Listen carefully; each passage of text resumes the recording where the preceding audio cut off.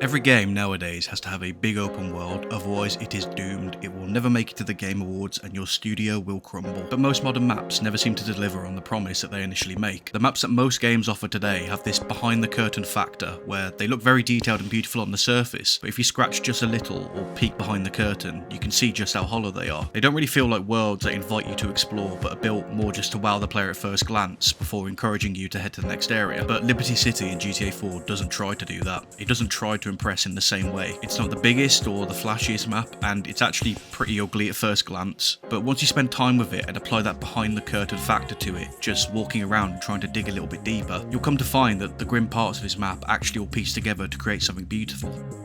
Liberty City is dense, messy and claustrophobic, but in the best way. You can tell that Rockstar really focused on the mood and getting little things right to create this feeling of being trapped in an urban labyrinth. Buildings tower above you, boxing you in. The colour palette leans into like these really washed out greys, browns and horrible reds. The streets feel cramped, there's rubbish, there's graffiti and there's decay all over, but despite all of that, I weirdly find it really alluring. There's a beauty in it, but only because it's not trying to be beautiful, it's just trying to be honest in its design. I was trying to put a name to how I play games, and I don't know what the term for this is, but the best I could come up with is video game tourist. I really like just exploring a game's world and taking in the views like a tourist would, and Rockstar obviously has a lot of experience creating worlds of this scope to explore and be a tourist in. I remember playing the first Red Dead game as a teen, and exploring that world was great because, empty as it may be, the scenes you're given are still very beautiful. GTA 5's Los Santos is kind of the same. It's a very pretty map, but I found it to be kind of empty as well, with a lot of the areas being unused, and those unused areas never really invited me to explore them either. Now, these aren't supposed to be harsh criticisms. It'd be pretty hard to make worlds this big without some empty space, and Liberty City isn't an exception to this, but I love the way this game handles its space. Everything feels perfectly in place for a city like this. Rockstar doesn't fill every inch with spectacle. There are these alleyways that twist in between buildings, random stairways to rooftops, these little courtyards that are tucked away behind apartment blocks. It's not always clear what's meant to be explored and what is empty space, and that's the point. These areas don't scream for your attention, and I'd argue that most of the map could go by unnoticed. The city just exists, and that quiet, subtle design actually invites you to explore more of it. And once you do, you start noticing the small changes in between areas. You'll notice the way that one neighbourhood blends into another,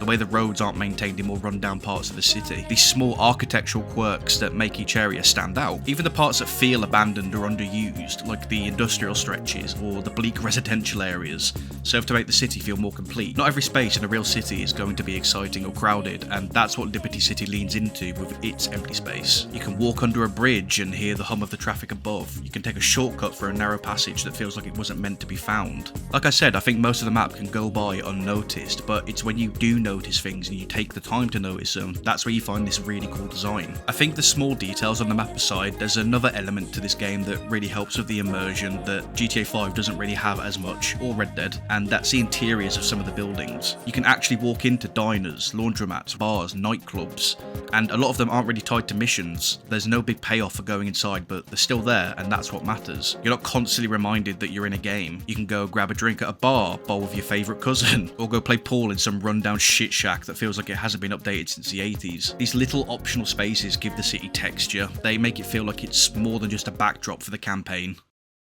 In the end, Liberty City doesn't try to charm you. It doesn't really care to be cool or flashy. It simply exists, and that's what makes it so inviting to players. That kind of realism, that level of immersion, is something that most games never quite pull off. Liberty City may not be the most exciting world map, but it's the one that feels most alive, and that to me is why it's one of the best in gaming.